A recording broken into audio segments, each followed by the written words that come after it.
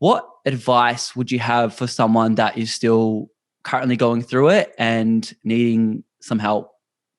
Understand that other people's actions and words of you and towards you aren't a reflection of you at all. It's always a reflection of them. And I know that that's like been said a million times before, but it's really hard to feel that and to fully actually understand that, and integrate that, especially when you're going through it. And I know that, and it's easy now for me to say it.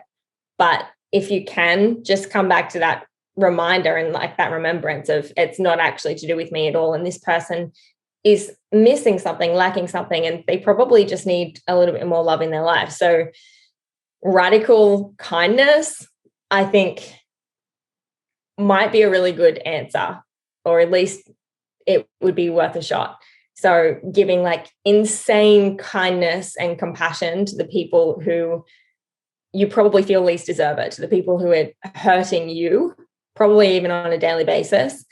Or radical honesty, being upfront and saying, hey, if they're mature enough to hear it, like if it's a workplace situation, obviously in high school, maybe they're not ready for it, but to be like, hey, this is how your words are affecting me and it hurts. I just wanted to let you know that it's affecting my work life with you, my relationship with you, whatever it is. And seeing if you can come to like a really easy but problem-free solution. I'm not really one for conflict, to be honest. I wouldn't have imagined that. No, but I think that's what that would be what a lot of people who do get bullied say, is because they don't have the guts, or they don't think it's important enough to stand up for themselves. So in the right situation, I would probably still get bullied, to be honest. Like, I think if I wasn't self-aware enough and I didn't know exactly what I stood for and who I was, and within that room as well to grow and expand, I think I would still take people's comments to heart more than I should. So yeah, learning about yourself and what you stand for is really important, because then other people's words can't do anything unless you believe it.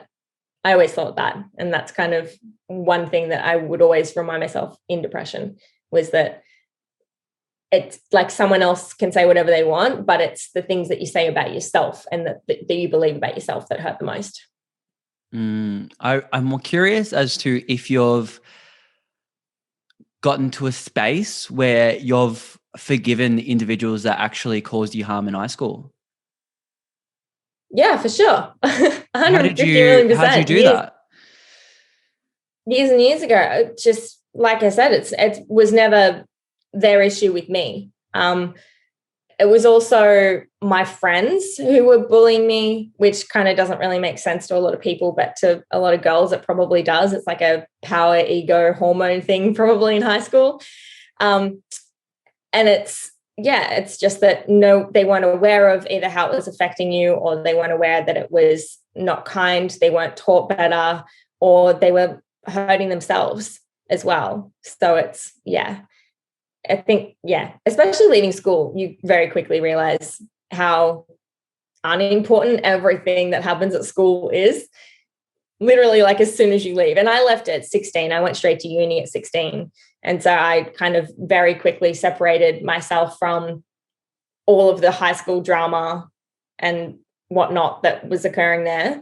And then being around people who were a little bit more mature and had other stuff in their life going on other than who was kissing who and who was friends with who and who wasn't, you learn that it just doesn't matter. And it's really easy to let it go when you're so separate from it. I love it. And that's really beautifully said. And speaking